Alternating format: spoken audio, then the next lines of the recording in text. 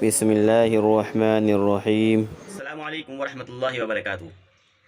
محترم ناظرین کرام، مفتی ظفر علی خان صاحب کی ویڈیو دیکھنے کے لیے اور سننے کے لیے، ان کے بیانات کو سننے کے لیے ہمارے چینل کو سبسکرائب ضرور کر لیں۔ بسم اللہ الرحمن الرحیم۔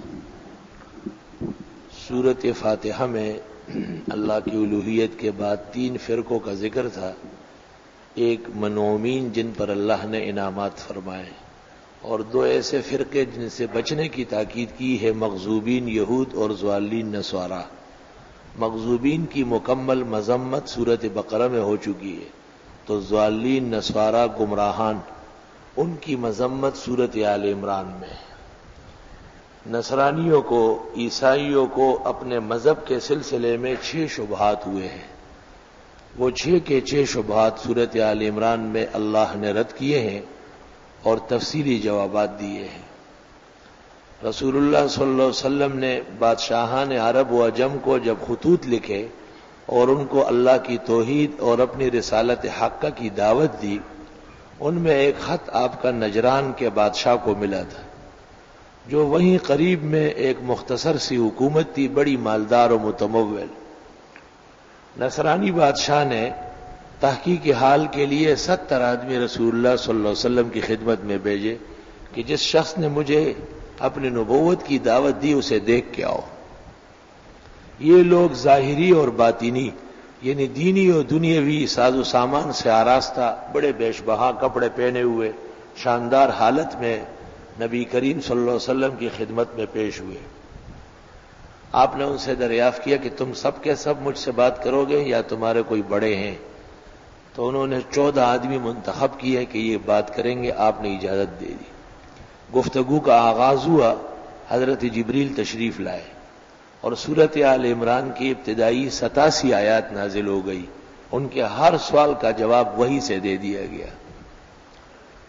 پہلا سوال ان کا یہ تھا کہ توحید بنیادی عقیدہ نہیں ہے، تو جواب آیا اللہ لا الہ الا هو الحی القیوم، اس کے بغیر تو کوئی مسلمان نہیں ہو سکتا، اس کے بغیر تو کسی نبی کی تعلیم مکمل نہیں ہو سکتی۔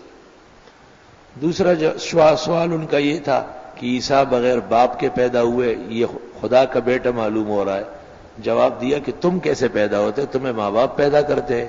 هو الذی یصورکم فی الارحام کیف یشاء، تمہاری تخلیق بھی تو اللہ تعالیٰ فرماتے ہیں۔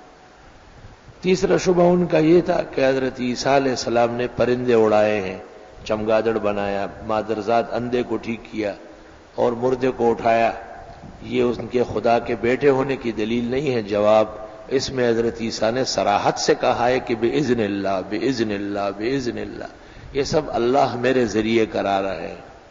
ایک شبہ ان کو یہ ہوا کہ جب حضرت عیسیٰ کا کوئی باپ نہیں ہے، آپ بھی مانتے ہیں، رسول اللہ صلی اللہ علیہ وسلم سے کہا، تو وہ کیسے خدا کا بیٹا نہیں؟ ایسا کوئی بتا سکتے ہیں کہ جس کا باپ نہ ہو؟ تو اللہ نے جواب دیا ان مثل عیسیٰ عند اللہ کمثل آدم، ہم ایسا شخص بتا دیں گے جس کا باپ بھی نہیں ہے، ماں بھی نہیں ہے۔ آدم علیہ السلام تو خاص مٹی سے بنے ہیں، اور ایسی ایک عورت بتا دیں گے حوا کہ جن کا باپ ہے اور ماں نہیں ہے، حضرت آدم کی پسلی سے پیدا ہوئی ہے۔ تو جب آدم بغیر ماں باپ کے ہیں اور وہ خدا نہیں بنے، حوا بغیر ماں کے پیدا ہوئی، وہ خدا کی بیٹی نہیں، تو تم کون ہو عیسیٰ علیہ السلام کو خدا کا بیٹا سمجھنے والے ہیں؟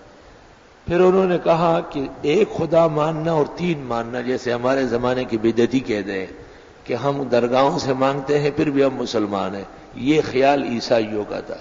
اس کا رد فرمایا کہ ایک خدا کو ماننا توحید ہے اور ایک سے زیادہ خدا سمجھنا کفر و شرک ہے، عیسیٰ کی تعلیمات کے خلاف ہے۔ حضرت نے وضاحت کی ان اللہ ربی و ربکم فاعبدوہ ھذا صراط مستقیم۔ سورۃ بقرہ میں کچھ شبہات رسول اللہ صلی اللہ علیہ وسلم کی رسالت پر، ان کے جوابات وہیں دے دیے۔ شبہات کرنے والوں کے قبائح اور رذائل، ان کے مذہبی اور دنیاوی گناہونی کیفیت 25 مضامین کی شکل میں سورۃ آل عمران میں بیان ہوئی۔ وہاں جس مجاہد کی تربیت کی تھی 10 اوصاف کے ساتھ کہ وہ اس قابل ہے کہ جنگ کر سکے، اس کو آل عمران کے اندر میدان میں اتارا۔ بدر اور احد ان سے لڑوا کے دکھا دیا کہ جس کی تربیت ہو چکی ہے وہ جنگ کر سکتا ہے، دونوں لڑائیاں جیت چکے ہیں۔ اور اعلان فرمایا کہ لڑائی تم نہیں لڑ سکتے ہو، حقیقت میں نصرت اور فتح اللہ کے ہاتھ میں ہے۔ دیکھو ذرا سی غلطی ہو گئی تھی کہ امیر کی اطاعت کے خلاف ہوا، امیر رسول اللہ صلی اللہ علیہ وسلم ہے۔ حضرت نے فرمایا اوپر بیٹھو نیچے مت آؤ، ہمیں فتح ہو یا شکست ہو وہی بیٹھے رہو۔ ان سے خلاف ہو گیا، تھوڑی دیر کے لیے فتح شکست میں تبدیل ہو گئی۔ ارشاد فرمایا جب باقاعدہ مخالفت تم سے ہوگی نافرمانی تمہارا کیا حال ہوگا۔ سورت کے اخیر میں اللہ کی قدرت کے دلائل، آسمان و زمین کی تخلیق، رات اور دن کا بدلنا، اللہ تعالیٰ کے دین کے داعی کا پروگرام، ان کے الفاظ، ان کے ارشادات کہ اصل زندگی دنیا میں دین کی ہے اور اصل کام مومن کا دین کی طرف پکارنے کا ہے۔ اس کے علاوہ جتنے کام ہیں وہ یہاں بھی شرمندگی کے باعث اور آخرت میں بھی حسرت کے باعث ہوں گے۔ چنانچہ اس سلسلے میں مجاہدین مبلغین کے فضائل بیان کیے کہ یہ خدا کے ہاں مہمان ہوں گے، اللہ ان کے میزبان ہوں گے۔ اندازہ لگاؤ کہ جس مہمانی کی کیفیت اللہ کی طرف سے ہو وہ کس شان سے ہوگی۔ پھر فرمایا کہ سب کتابی لوگ خراب نہیں، اہل کتاب ان میں کچھ اچھے لوگ بھی ہیں جو دین فروش نہیں، کتمان حق نہیں کرتے، ہر موقع پر حق کا اظہار کرتے۔ اور اخیر میں مسلمانوں کو فرمایا کہ تم پروگرام میں مضبوط رہو، صبر کرو۔ صبر جیسے اردو میں ہم کہتے ہیں یہ شران صبر نہیں ہے، صبر کے معنی ہے الاستقامت علی الحق، ناگفتگی حالات کے باوجود پروگرام پر جمع رہنا۔ جیسے کسی نے کہا ہے نا اگرچہ بت ہے جماعت کے آستینوں میں، مجھے ہے حکم ازا لا الہ الا اللہ۔ دائی میں، خطیب میں، عالم میں اگر صبر کی شان نہ ہو وہ کام نہیں کر سکے گا۔ 50 آدمی موجود ہے، 2 ناراض ہوں گے وہ گھبرا جائے گا، سارے ناراض ہوں خدا راضی ہو، یہ پروگرام میں مستقل مزاج رہا ہے۔ اس لیے جس طرح ایمان کی ضرورت ہے اس طرح صبر و استقامت کی ضرورت ہے، ورنہ مومن 2 قدم آگے بڑھا نہیں سکتا ہے، ہر جگہ اس کے لیے رکاوٹ ہے۔ اور جب یہ صبر و استقامت کا مظاہرہ کرے گا تو دشمن دوست بن جائے گا، دوست مطیع و فرمانبردار ہو جائیں گے، زمین و آسمان اس کے لیے بک جائیں گے، ہر طرف سے اللہ کی مدد و نصرت اس کو پکارے گی۔ پھر فرمایا وصابروا، صرف تمہارے صبر کرنے سے کام نہیں چلے گا، جو لوگ تمہیں مانتے جانتے ہیں ان کو بھی صبر سکھاؤ۔ بھئی تکلیفیں آتی ہے، نوکریاں ختم ہوتی ہے، اولاد مرتی ہے، عزیز و اقارب پہ حادثات آتے، تم ایمان و اسلام چھوڑ بیٹھو گے، آج فلاں مر گیا، آج فلاں آ گیا، سارا کام ختم۔ نہیں، دین کا پروگرام دل جمی اور پابندی اور مضبوطی سے مضبوط رکھنا یہ اصل کام ہے۔ ورابطوا، اور اللہ کے راستے میں جہاد کے لیے تیار رہو۔ یہ سارا کام تو ایک دن کے لیے ہے کہ شاید تمہارے خون اور تمہاری جان کی ضرورت دین کو پیش آئے، پہلے سے مشق ہو چکی ہوگی، ناگفتگی حالات میں دین کا کام کر چکے ہوں گے تو جان دینے سے ہرگز نہیں گھبرائیں گے آپ، ورنہ جہاں خون کا قطرہ دیکھا وہ اس کو قے آ گئی، جہاں خون کا قطرہ سن لیا وہاں یہ گھر چلا گیا۔ تو ایسے اسلام تو شرق اور غرب میں نہیں پہنچ سکتا تھا۔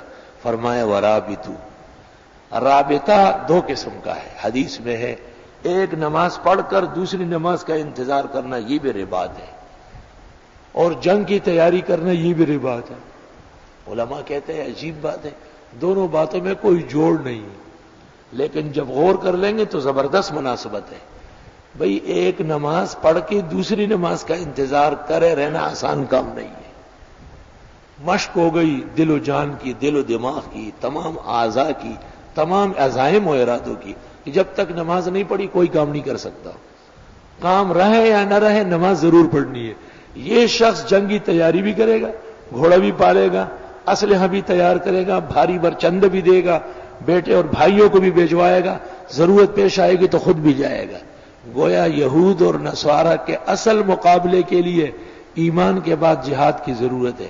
یوں سورت بقرہ اور آل عمران دونوں جہاد پر مشتمل ہے۔ الحمدللہ رب العالمین، وصلی اللہ وسلم علی رسولہ الکریم وعلی آلہ واصحابہ اجمعین۔ اللہم صلی وسلم علی عبدک ورسولک محمد وعلی آلہ واصحابہ وبارک وسلم علیہ۔ بیماروں کے صحت و شفا کے لیے دعا فرمائیں، طالبان کی حالات درست ہونے کے لیے دعا فرمائیں، امریکہ اور برطانیہ اور ان کے اتحادیوں کے بربادی کی دعا فرمائیں کہ خدا ان کو تس نس کر لے، ان کے تکبر و غرور خاک میں ملائے، اور عالم اسلام ان کے پنجے ظلم سے آزاد فرمائیں۔ ملک اور کشمیر کے لیے بھی دعا فرمائیں کہ یہاں کے حالات سازگار ہو، اللہ ہمارے رمضان شریف خیر و عافیت سے گزارے، عظمت و تقدس کی توفیق عطا فرمائیں۔ تراویح، ختمات، تلاوات، ذکر، تسبیح، صدقات، خیرات، افطار و سحر اور رمضان شریف کے جملہ پروگرام، روزے کی سلامتی، تعظیم، تکریم، انتہائی شرف اور انتہائی مقامات کی ادائیگی کے ساتھ اللہ تکمیل تک پہنچائے۔ جو بیمار ہے خدائے نصیحت شفا دے، جو فوت ہوئے ہیں اللہ ان کی بخشش فرمائے، جو کسی کرب اور درب سے دوچار ہے اللہ ان کی رہائی اور ان کی دستگیری فرمائے۔